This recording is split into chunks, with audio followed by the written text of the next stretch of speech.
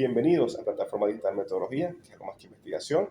Hoy miércoles 27 de septiembre de 2023 con un invitado muy especial, el doctor Gustavo Gerardo Vilches Bracho, profesor de la Facultad de Ingeniería, y vamos a describir, bienvenido profe, Bien. su ficha Gracias técnica. por la invitación. Gustavo Soy, estoy con Gustavo Vilches, tocayo. Tocayo, exactamente. Ingeniero químico de Luz 1980, magíster en computación aplicada y en multimedia de la educación en España 2002, doctor en ciencias gerenciales URBE 2005 y postdoctorado en gerencia de las organizaciones también de URBE 2012.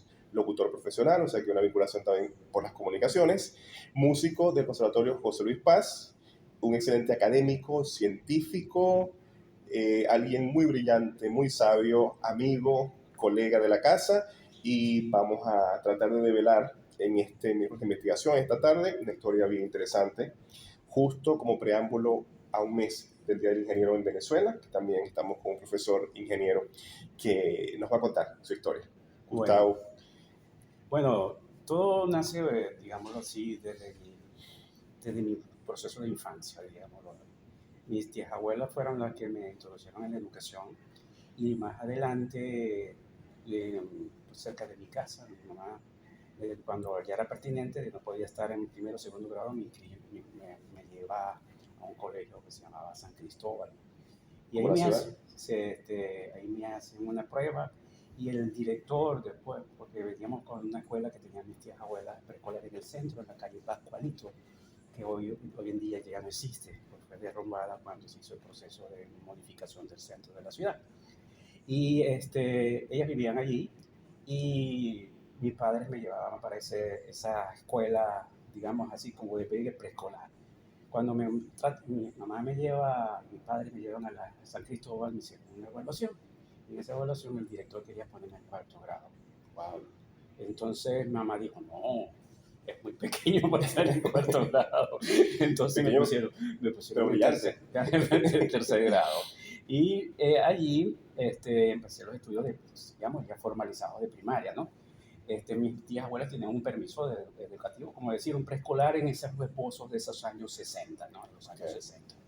Yo entro allí y luego, al terminar los estudios, o durante ese lapso, a mí me llama la atención mucho la computación, la música, el arte siempre importante para ti. Escuchaba mucho radio y empezó a gustar el rock, ¿no?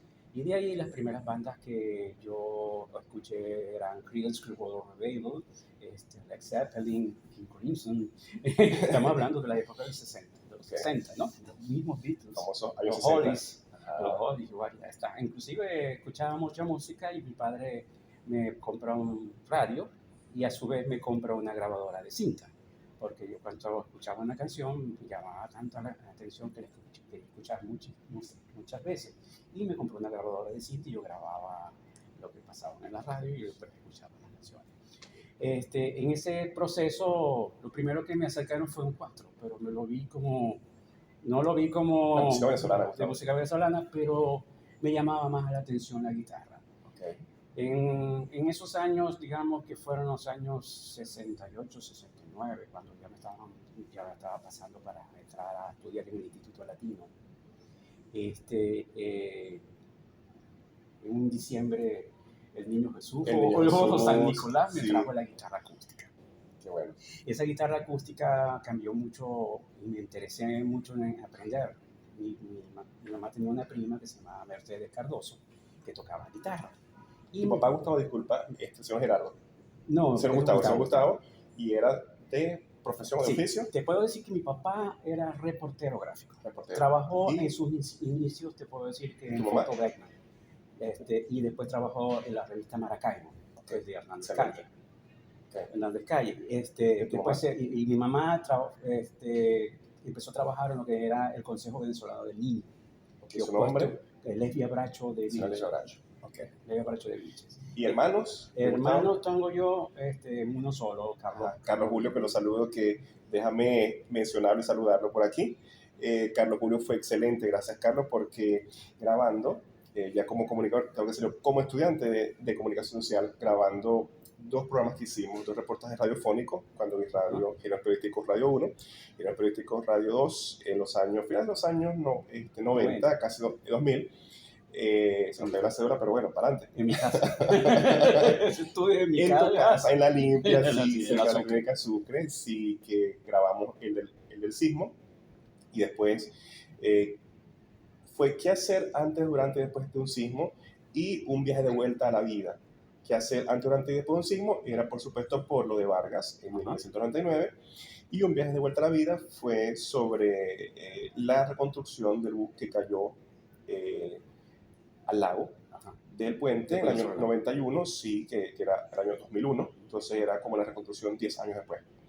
Recuerdo que entre las cosas, porque Carlos Julio también, un excelente educador, me decía, tú sabes, un muchachito, un chamito de unos 19, 20 años, muy tenso, muy nervioso, ¿cómo lo hago?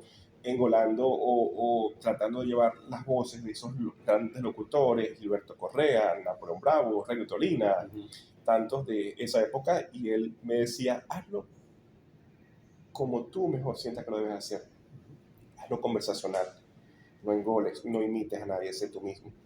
Sí. Y eso es lo que me quedo con ese consejo de hace, pues imagínate, más de 20 años, ser uno mismo. Entonces saludos también para Carlos Julio, que fue tan comunicativo y tan educador, fue tan didáctico, sin ser el profesor acartonado ni rígido, porque él estaba, y para él también, y tengo que decirlo con honor a la verdad y a la ética, para él era mejor, mientras más horas nos tardáramos, más facturaba él, claro. más curado, pero él no. No. Él fue, oye, estás un poquito trabado aquí en cómo lo hace, hazlo, disfrútalo, hazlo como tú mismo, y lo leí y grabamos y salió mejor. Claro, o sea, es de verdad que le agradezco mucho eso, y a tu nombre, y a él que yo sé que está viendo tu entrevista, este miembro de investigación, gracias, Carlos Julio. Seguimos. Retomando el punto, en esa época, como te decía, empecé con el asunto de la música. Y los guitarristas eran mi fuerte de búsqueda de trabajar. Este pelo largo, no rockero, de negro. También me gustaba la música tradicional, más bien atrás, como Antonio Lauro, cosas así. Clásico, contemporáneo. Exactamente. Ahí empecé a aprender a tocar guitarra, y más adelante que me lleva mi padre a ver la presentación de Carlos Santana aquí en Maracaibo, en la Plaza de Toro, motivado porque él era reportero gráfico y iba a tener la nota de prensa de ese espectáculo, y me lleva, y yo quedé fascinado como que sonaba la guitarra eléctrica a Carlos Santana y lo que estaba utilizando. Eso también me trajo como idea de tratar de buscar el sonido. La esencia como músico. Buscar el sonido, y me quedé sorprendido de que la guitarra eléctrica. Me la regala una guitarra eléctrica marcada en mi cumpleaños. Yo cumplo el 12 de octubre. Ajá, cerquito, o sea que dentro de 15 días cumples años. Sí, y justo en estos días cumplió tu hijo, nuestro tocayo Gustavo. Feliz cumpleaños, Gustavo. Muchas bendiciones. Sí, cumplió hace unos días atrás. Sí. Y el otro hijo tuyo, Gerardo, también cumple en octubre. Sí, después vamos a hablar un poquito de ellos, porque sé que también están viendo tu entrevista. Sí, pero fíjate que en esa búsqueda de sonido yo me busqué una guitarra eléctrica similar a la que vi en el espectáculo de unos amigos que la tenían, y un amplificador de la marca que tenía Carlos. No voy a decir la marca por razón. Claro, pauta publicitaria. Entonces, pero cuando yo tengo eso, veo que no suena como suena Carlos Santana. Entonces eso me dio una cosa extraña. Una decepción.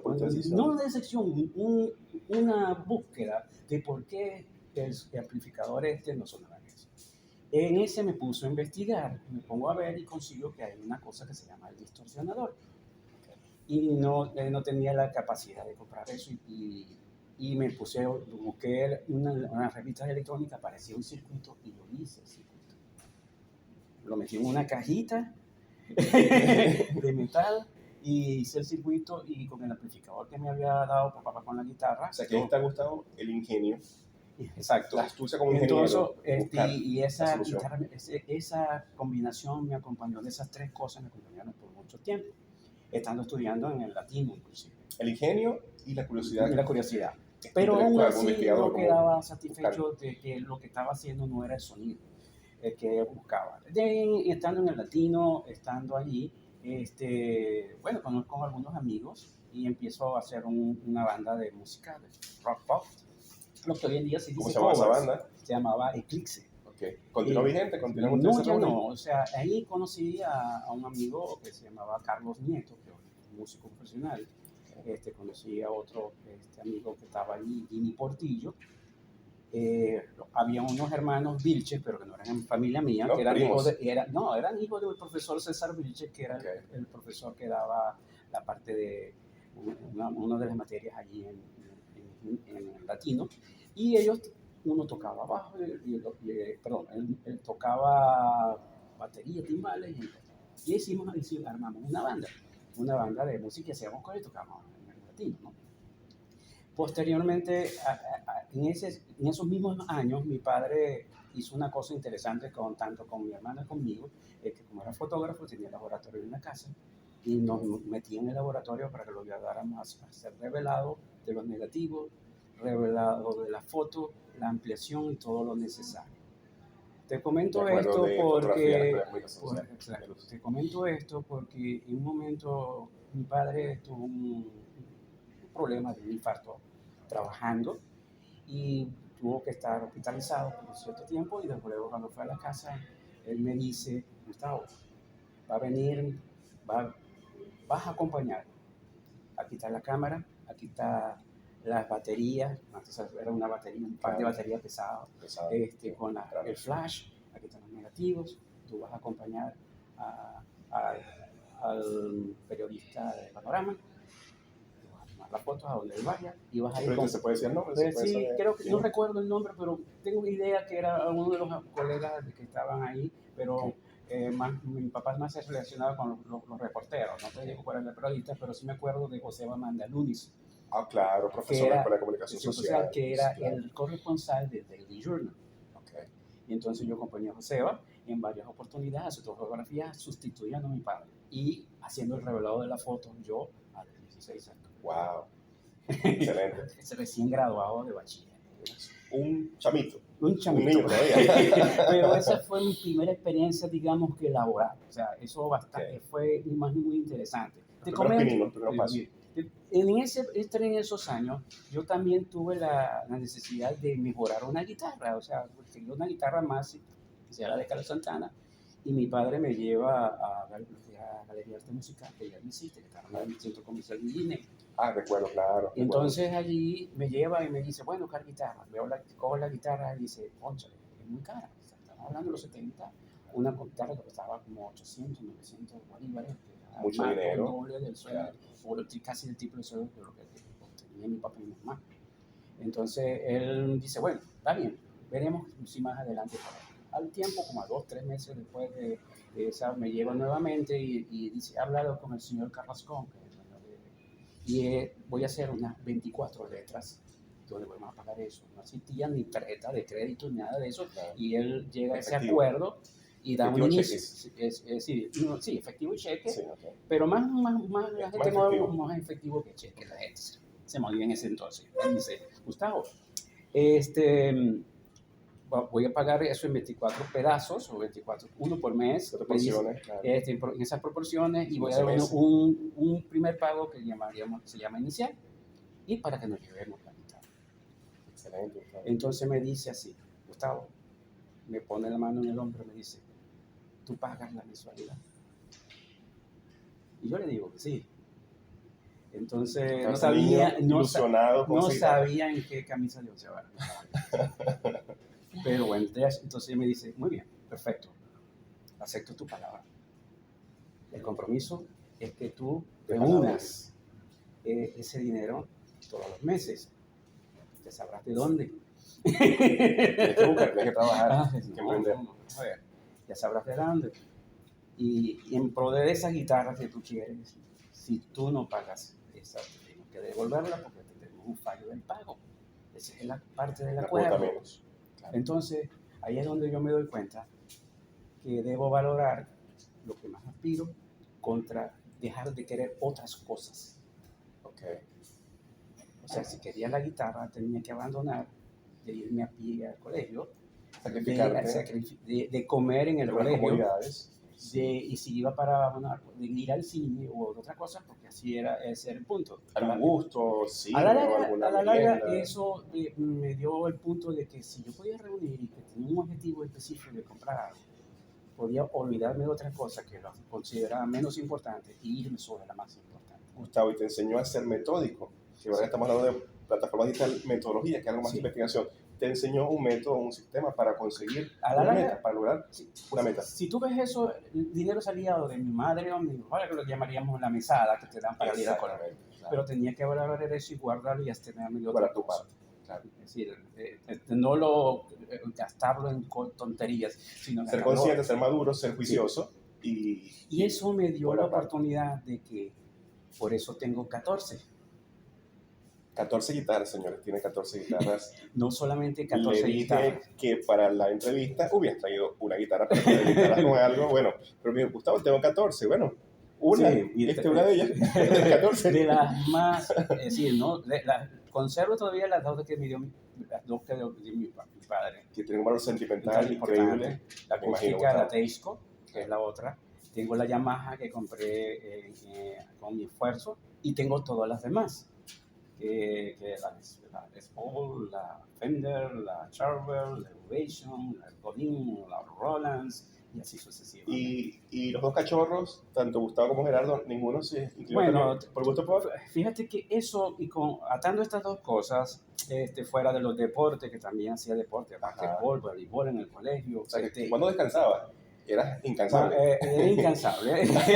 Como siempre. Mi madre me decía que yo estaba medio loco porque no entendía que tenía la guitarra encima en una pierna, el libro estudiando en el otro y viendo televisión. Entonces, podías abarcar tres cosas al mismo tiempo. Entonces me decía que yo estaba medio largo de la cabeza. Inteligente. Entonces yo ensayaba con los discos y tocaba y sacaba de oído muchas de las canciones. Eso también trajo como consecuencia que a mi hermano me tocar guitarra, ese interés en tocar el instrumento. Okay. O sea, yo sí fue como decir el empuje de la música a mi hermano.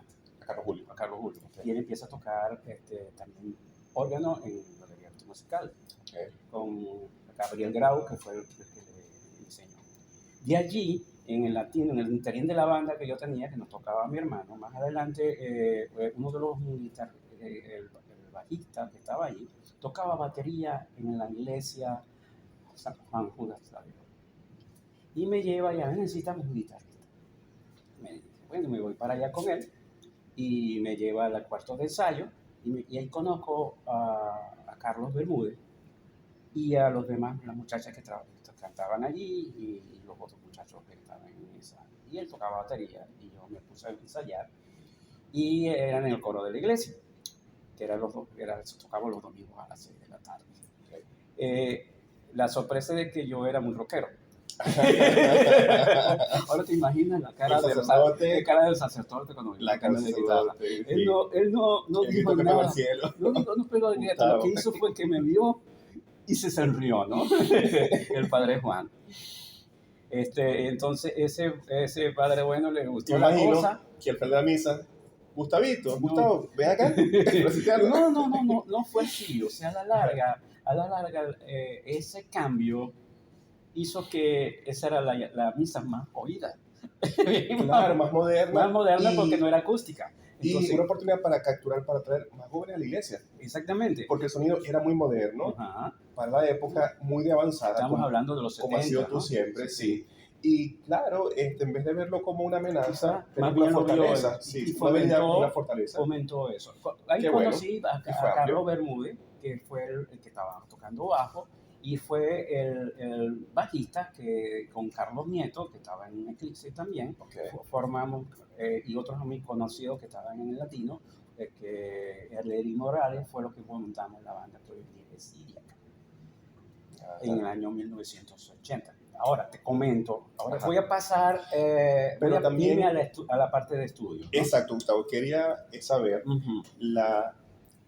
ese es el porqué esta etapa que más te conocemos públicamente como académico, los estudios de ingeniería química en la Universidad del Zulia. Si la vinculación era por la música, por el arte, por las comunicaciones, me llamó mucho por la computación, ¿por qué ingeniería química? Ahora, porque me gustaba más que la química, me gustaba más, es decir, me gustaba la matemática. Ajá.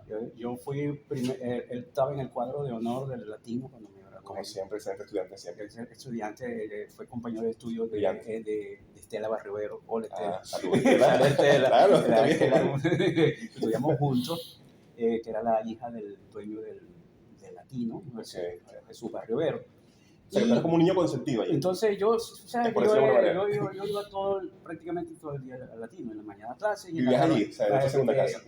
En la tarde deporte. Y a pesar de que no viera deporte, yo iba con los amigos. Y la banda también. O sea, la banda. Las tres cosas. Los ensayos de la banda. Las tres cosas. Y los toques. A la larga, en algún momento de los estudios, yo fui como el docente de mis amigos. Cuando yo no fui a presentar los exámenes de quinto año, claro, que solamente presenté literatura y mi mineralogía, porque no me llamaban mucho la atención esas dos materias. ¿Qué gustaba? Bueno, era más de la ciencia que de esa parte. ¿No? La literatura no me llamaba la atención. Hoy en día es otra cosa. Sí, porque yo ya veo que, y por cómo hablas, que tú eres muy buen lector, que lees mucho y que te documentas, siempre estás investigando. Pero en ese momento, esas fueron las dos materias que no tuve el 19.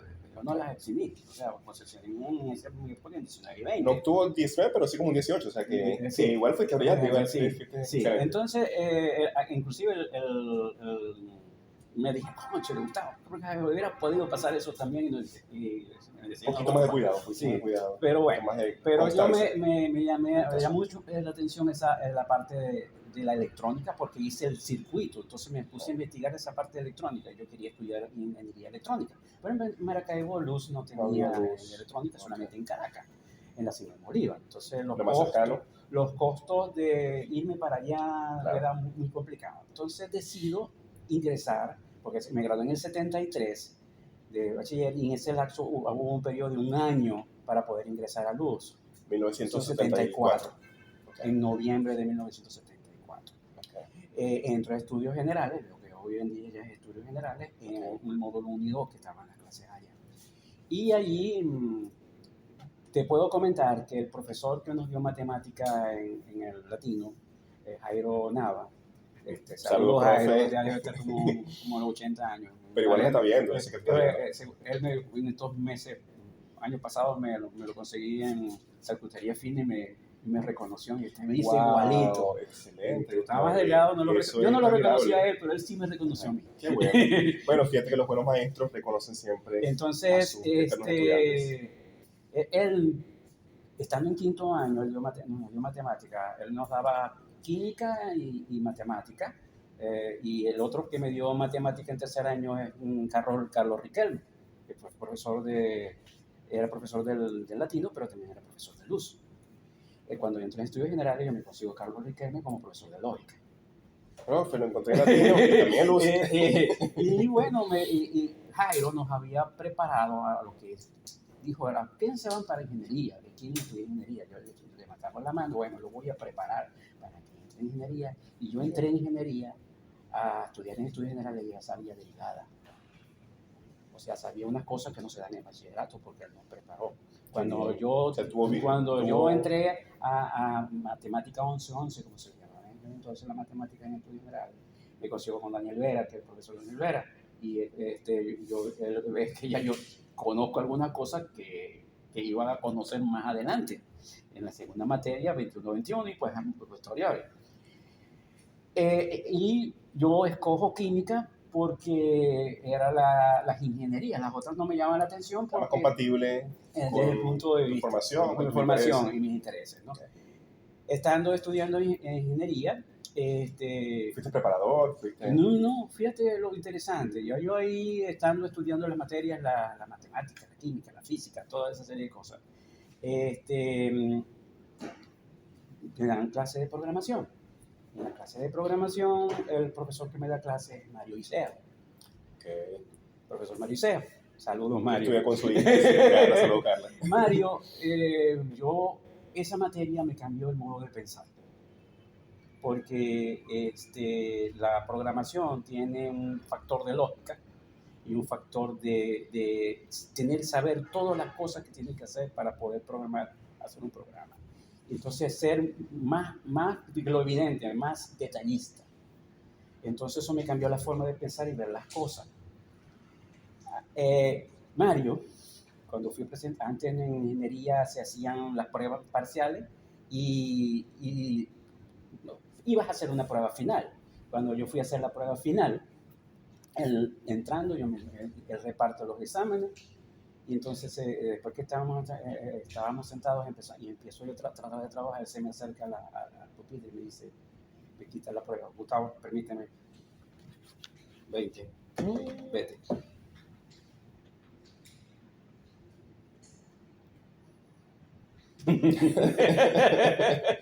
¿Y qué hizo Gustavo? Gustavo, bueno, quedé sorprendido, ¿no?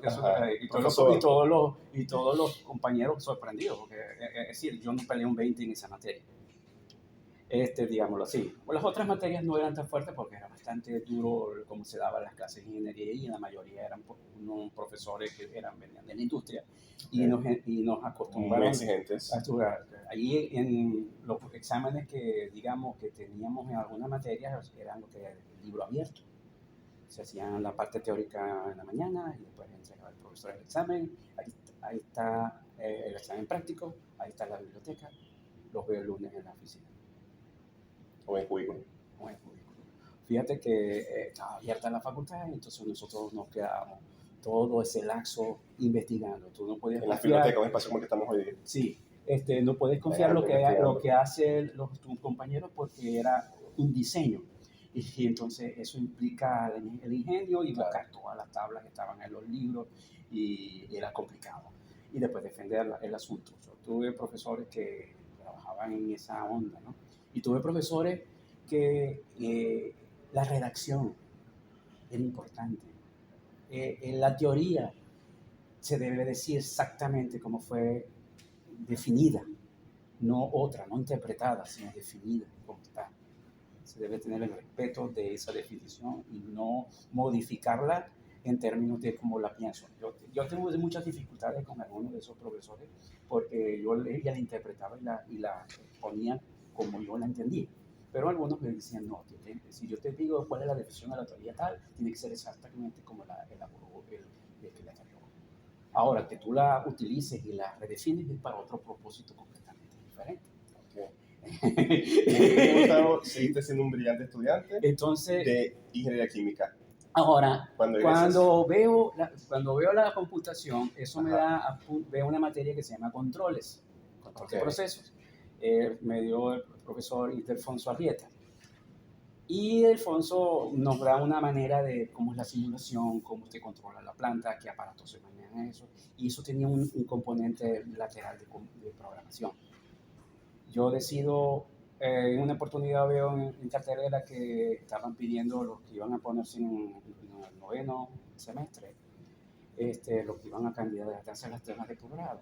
No es que yo llevaba el tema de posgrado, iba en la línea de investigación del profesor, estaban los temas que él iba para hacer tutorías de tesis y ponía los temas, y luego él tomaba una entrevista y tú te candidatabas con tus notas, y te tomaba la entrevista y él decidía quién hacía la tesis o no.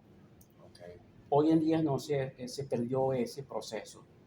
Esa metodología. Era muy exigente porque él quería la excelencia.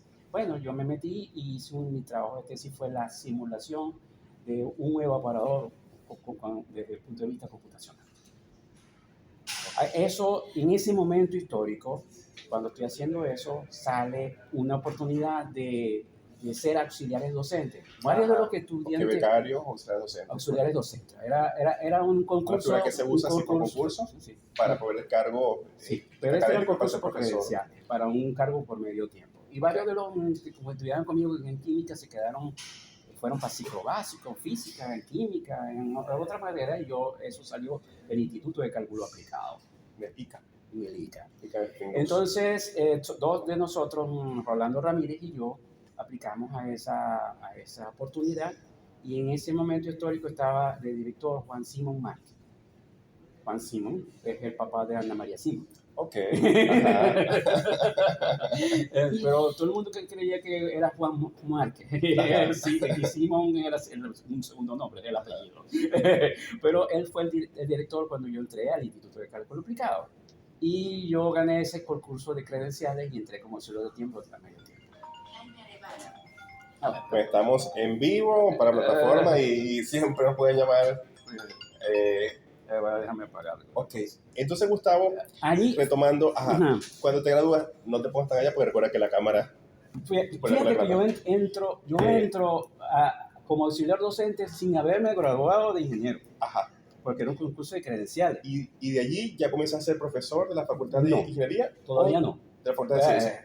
De la Facultad de Ingeniería era auxiliar docente del Instituto de Cálculo Aplicado para el apoyo a los estudiantes de programación. ¿Por cuánto tiempo estuviste allí? Tuve un año, pero... Estamos hablando de 1979, 1980. Sí. En 1979, el 3 de septiembre de 1979, yo ingreso como auxiliar docente del Instituto de Cálculo Aplicado. Y allí empiezo a colaborar con todos mis colegas hoy en día, que son Edgar Baracho, Alfredo Mantilla, Juan Simón Márquez, obviamente, y Carlos Morales.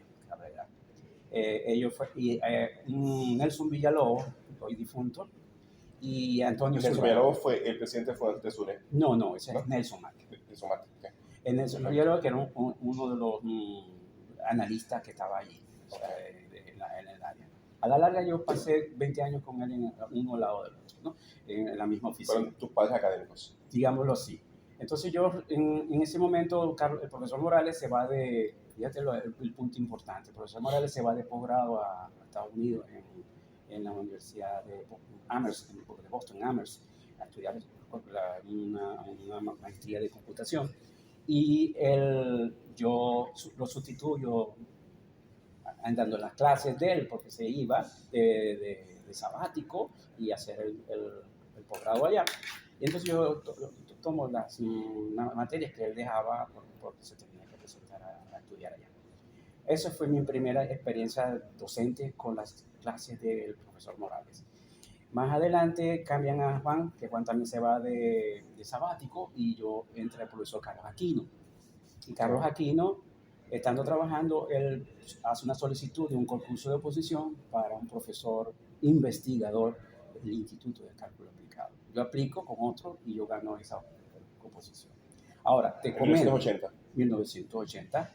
Después que ya me había graduado, porque yo me gradué el 20 de marzo de 1980 por secretaría. ¿Por qué no fuiste a tu grado? Si se puede saber. Bueno, no di la opción para que... No era relevante. No era relevante. Mi papá, ¿qué hizo? Como conocía muchas cosas, habló con el rector. ¿El rector era para ese entonces? 80. No me acuerdo. Tengo un laxo en este momento. Okay. Habló con el rector y en el despacho le dio una audiencia y entonces tomó la foto del rector dándome el diploma. Ok, bueno, pero tu acto privado de grado. Acto privado de grado, que uno, siempre en aquel entonces no es como ahora que ibas a un teatro para hacer el Claro, el Teatro Baral, el emblemático, majestuoso Teatro Baral. En ese caso iba para la oficina de graduaciones y a retirar el título. Ok. Antes era el rectorado viejo. Eso fue en Villaluz.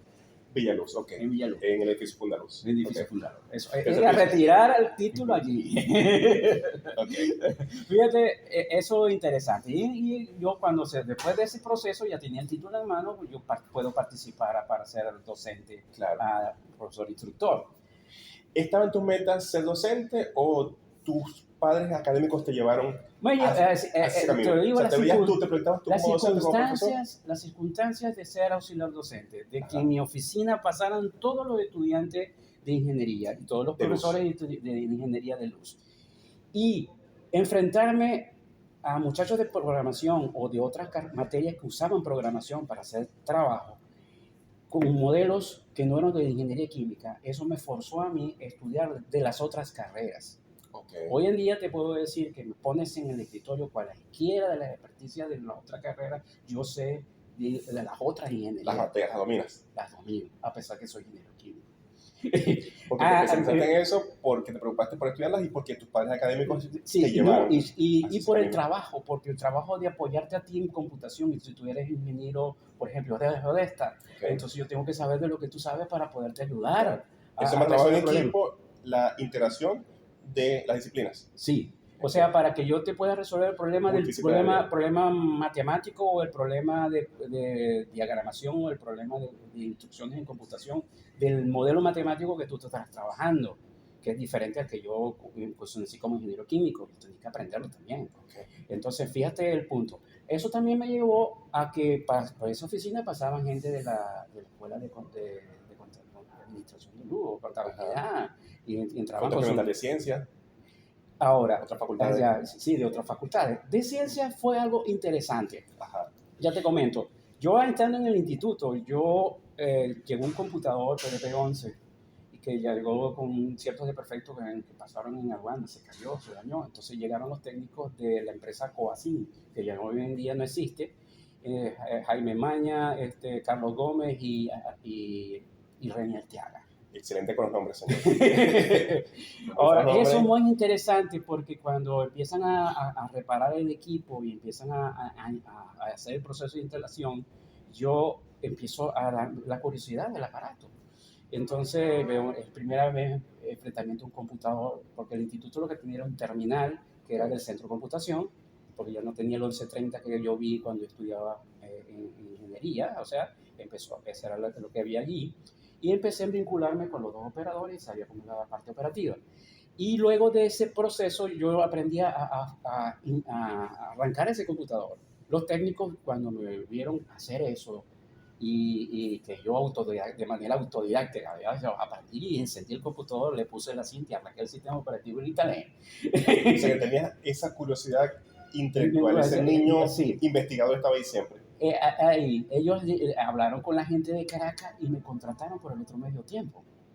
Okay. Entonces yo tenía medio tiempo en Luz y medio tiempo con Coacin.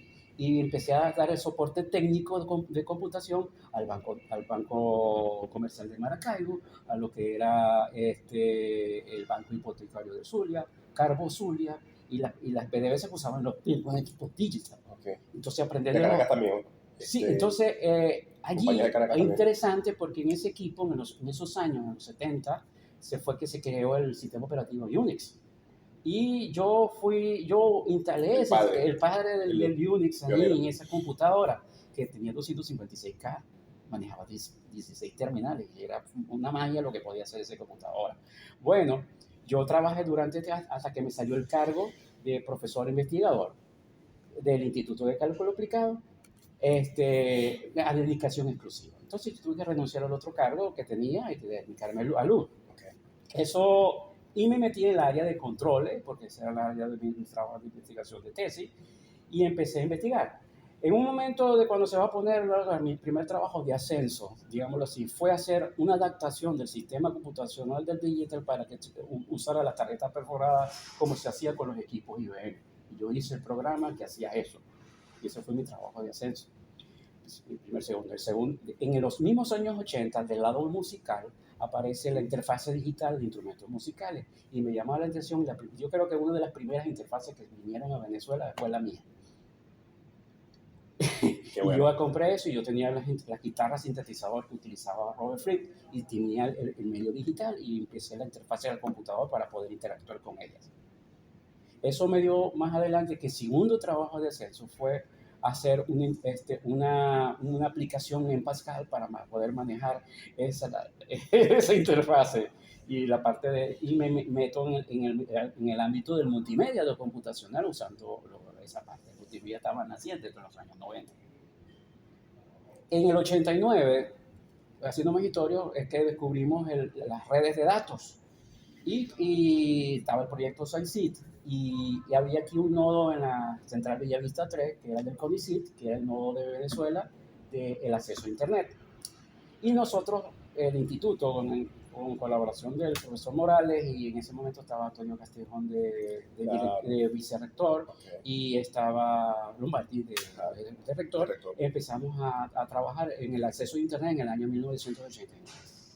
Recuperamos esa conexión de Luz y nosotros conectamos la Facultad de Ciencias y la Facultad de Ingeniería, y de allí nace todo lo que es la red académica de Luz, de la cual... Lo que es hoy DICLuz.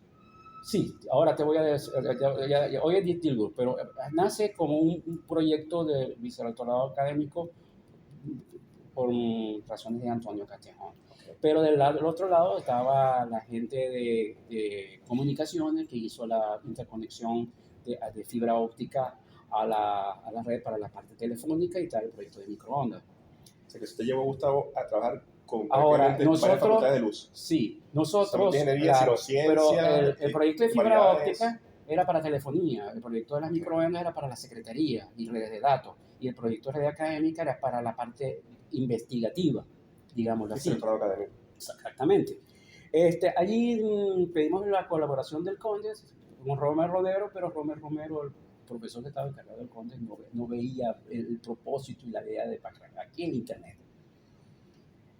Cosa así que Castejón dice, bueno, vamos a hablar con Imelda, y fuimos al Fondo de Desarrollo. La rectora Imelda. Y en el Fondo de Desarrollo, la doctora Imelda se dio cuenta que era importante y nos financió el proyecto de interconexión y logramos rescatar esa conexión que estaba ahí y colocamos y pusimos a luz en Internet.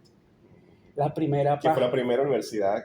No la primera, o sea, la estaba primera, pues. la Biblioteca Nacional, estaba el CONICIT, estaba la Central, Y el Zulia fue la primera. La primera de este lado, ¿no? Okay. Ahora, lo más interesante es que en ese preciso momento nosotros colocamos un computador y instalamos el primer computador bajo Linux.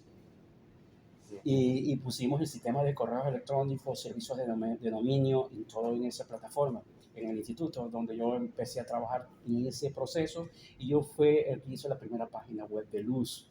Y Jorge Gestoso me entrevistó en ese momento. CNN en español. CNN en español, que estaba en el año... Eso fue en el año 92, 93, cuando ya la página web empezaban a ser visuales. Okay. Gustavo, tengo una pregunta, te la voy a decir porque si no se me olvida. Ese muchacho, ese hijo académico que fue Gustavo Gerardo Vilches Bracho, también a su vez sé que tuvo un despliegue, un equipo de jóvenes talentosos brillantes que también, como tú fuiste hijo, en padre te convertiste y llevaste a cabo toda esa misión con tu equipo, con tus jóvenes. Sí, con que esos también jóvenes. Eso es muy interesante. Es decir, yo tuve varias tesis en la escuela de eléctrica. Te puedo hacer que el punto diferencial mío era que yo no era un profesor de una escuela, sino un profesor del Instituto de Investigaciones. Y prácticamente de toda la universidad. Mis servicios académicos, digamos, toda la casa de estudio. La parte docente mía, el IKE la proponía en cualquiera de las escuelas.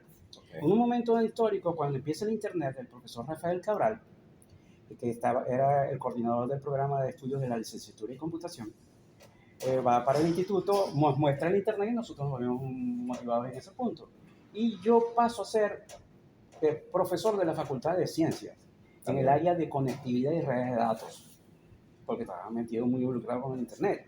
Y de ahí salieron muchas tesis que dieron los primeros esbozos de mi parte, tutoreando a varios estudiantes. Uno de ellos en este momento es, que todavía está en luz, que es Alfredo Curero. Ajá. Alfredo Curero fue tesista mío y fue alumno mío en conectividad. Que es el director, o fue el director que es el director actual de Dictiluz. Es tu discípulo, tu pupilo. Bueno, saluda a Alfredo, que también también es profesor hoy día. Entonces, y también fue su tutor de tesis en el posgrado de gerencia, porque tenía que ver con las TIC y el uso de comercio electrónico. También fue un tutora, digamos que industrial, paralelo para Hugo Delgado, que era periodista de la... También, claro, saludos, claro. Sí, también... Sí. Otra cosa muy interesante donde yo me involucré, que es cuando nace la FM de la Universidad del Sur. Te iba a decir eso, el punto de la locución de las comunicaciones es locutor certificado de la Universidad del Zulia, y vaya que Gustavo nació en Maracaibo, pero no tiene el acento propio de los maravinos, de los zulianos, sino tiene una voz muy internacional porque la ha trabajado y porque también esa voz le ha dado vida a marcas y a proyectos. Yo iba... Te voy a contar esa parte. De FM Luz interesante. De las comunicaciones. De FM Luz interesante porque recibo una llamada de Yolanda Delgado. Ajá, nuestra profesora Yolanda Delgado. Yolanda Delgado, yo conocía a Yolanda Delgado, era más joven porque ella vivía en Los Olivos. Y muy cerca de Carlos Nieto, que tocaba batería con nosotros. Yo la iba a conocer en la casa de Carlos Nieto, o por ahí cerca, y ella sabía que estaba la música. Entonces le dice a Rosa María Salón que si quería un programa de rock en la FM, que hablara conmigo. Yo tuve 2 años y pico trabajando en la FM haciendo un programa que se llama se tenía por título y se llamaba. Yo hacía el guión. El USFM 102.9. Ajá, el guión para el locutor, no tenía el certificado de locución, entonces yo hacía el guión, cogía las canciones y yo entregaba Eras el productor. 20 cassettes mensuales porque el programa era diario. Cassettes con la selección de canciones de las diferentes bandas, porque así hice una modalidad de hablar sobre una banda en particular y cómo era su línea musical y cómo era interpretativa, y cogía las mejores canciones y eso lo iba renovando y hacía el guión para que... ¿Y luego fuiste locutor? Ahora soy locutor. De ese espacio, ajá. Aquí, tu certificado, tu curso de locución lo hiciste ya. Sí, porque antes no permitían que cualquier persona tenía que tener... Abre más amplitud y cualquier profesional que no sea comunicador social puede hacer su curso de locución. Entonces, yo tuve 2 años y medio en ese proceso. Esa es la vinculación. Me vinculé también con el SEGA en la parte con Rubí Portillo y con Egla Ortega. Yo con Egla Ortega apoyé a la conectividad. Mucha de la fibra óptica que se conectó para las redes de datos la conecté yo. Aprendí a hacer conectorización de fibra óptica. Excelente. Y otras cosas. Ya estamos ya a punto de cerrar. Ahora, quería con pregunta casi final, porque al final vamos a hacer la parte humana contigo, la parte de tu familia, tu mensaje para tu familia, para tus hijos, para Gerardo. Pero para redondear y para puntualizar, el punto de la investigación como proceso medular de la academia. ¿Por qué es importante la investigación, Gustavo? La docencia también es importante y la extensión, la previsión social, que lo hacemos a través de plataforma digital, metodología, con estas entrevistas también importantes, pero vinculado a un mes del Día del Ingeniero en Venezuela y que estamos extendiendo ese tributo y ese homenaje a ti. Desde tu visión, desde todo ese recorrido excelente, histórico, brillante, eximio que has tenido en la academia, para las generaciones de ahora, ¿qué le podemos dejar? ¿Por qué es importante la investigación como proceso medular en la academia? Para la academia y para su vida personal y profesional. Bueno, es investigar. Yo he estado siempre todo el tiempo investigando. Investigar es conocer por qué las cosas funcionan de esa manera. ¿Por qué de cada cosa? El porqué de cada cosa. Y yo hoy en día digo que si te voy a ayudar en computación, por ejemplo, si tú eres ingeniero X o computista, yo tengo que aprender más que tú para poderte ver lo que tú no ves. En base a tu experiencia. Tu mensaje para tus colegas ingenieros justo a un mes del Día del Ingeniero. Es eso. En Venezuela, para ellos a cámara. Principalmente yo digo que eso es un trabajo colaborativo entre todas las áreas de conocimiento. Es un trabajo de equipo. Coleman dice que el trabajo es un trabajo de equipo. Hay un método, para la detección de errores que se llama el método Apolo, que es causa raíz. Eso se utiliza en ingeniería, pero también se utiliza en la medicina. Les puedo decir un ejemplo visual que lo pueden ver en Viajes a las Estrellas, Star Trek, segunda generación. Hay que verla. Ahí está el capitán Picard y todos los oficiales. Y cada oficial ve el problema desde un punto de vista de su área de conocimiento. El de protección, o sea, el que maneja la parte de combate, el ingeniero, la negociadora, el de la lógica data, y así sucesivamente. Cada quien ve el problema desde su punto de vista. Desde su área. El capitán, el que gerencia eso, debe ver la opción y debe dar la solución adecuada. O sea, siempre es un trabajo de equipo. También digo que en el área de computación, hay gente que estudia computación y tiene el error de que solamente ve lo que ellos ven. Pero si van a hacer un programa de computación para ingeniería química, petróleo, eléctrica, tienen que saber de esa área para poder decir que estos valores que me está dando la aplicación que está haciendo son válidos. Eso no lo tomen en cuestión en ciertas áreas. Y eso es uno de los grandes problemas que hay ahorita en la profesión de la computación, en la profesión de la informática. Me he conseguido con colegas de esa área que de pronto solamente ven un sector. Y por ejemplo, yo le decía a un amigo gran programador que para hacer un buen código hay que saber álgebra de Boolean, lógica. Y hay que saber teoría de conjuntos, si vas a usar base de datos. Con lógica, mi primer semestre de la carrera. Y base de datos. Entonces, y además los modelos matemáticos. Sé que, por ejemplo, los modelos matemáticos de un ingeniero que usa un ingeniero matemático, un ingeniero mecánico, perdón, ingeniero eléctrico llegan a ecuaciones diferenciales de orden 2, pero un ingeniero químico usa ecuaciones diferenciales de orden n. Y deben aprender siempre deben aprender y deben siempre buscar y no abandonar esa búsqueda de conocimiento. Tú sabes también que plataforma digital, metodología es algo más que investigación, también el perfil humano, el perfil de la persona, del ser humano, de cada uno de nuestros invitados.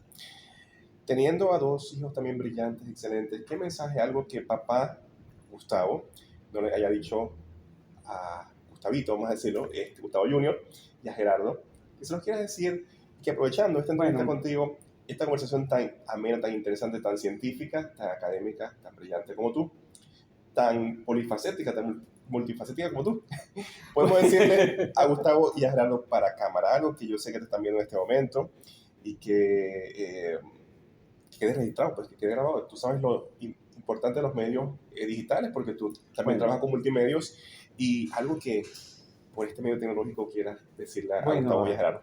Bueno, yo puedo decirle a los hijos, y en muchas ocasiones se lo he dicho, que la vida está llena de dificultades, piedras en el camino que tú tienes que ser resiliente y levantarte cada vez que te tropiezas y te caes. Yo le digo a un tío de mi esposa y le digo a ellos que yo no estoy aquí para estarle pidiendo cosas a Dios. Yo estoy aquí para demostrar lo que puedo hacer con mi capacidad y merecer estar con él. O sea que yo a veces digo a ellos que, o a muchos les digo, Dios me quiere tanto que me pone todas las dificultades que se le ocurren para hacerte pensar y para ver si Gustavo Vilches las abandona o no las resuelve, persevera y las cumple. Hay que ser estoico. O sea, si el problema no lo puedes resolver, espera, resuelve lo que puedas en tu capacidad de lo que conozcas. Nunca... Un día a la vez. Un día a la vez. Paso a paso. Y lo otro es que tú tienes que, para tener, tienes que saber hacer y saber. Primero saber, después para hacer tienes que saber y para tener tienes que hacer. Gustavo, y tú sabes que este domingo, 1 de octubre, la Universidad del Zulia cumple 77 años de su reapertura. Y vaya que personalidades como tú, el profesor Gustavo Vilches, que yo compartí algunas de los flyers de la foto contigo, y una estudiante me dijo, bueno, y también tengo que decir esto como lo digo para ti también, mi profesor Gustavo está igualito, un estudiante de los años 80, de los años 90, de luz, de estudios generales. Me comentó ese tío, sé que se va a contar mucho con esta entrevista.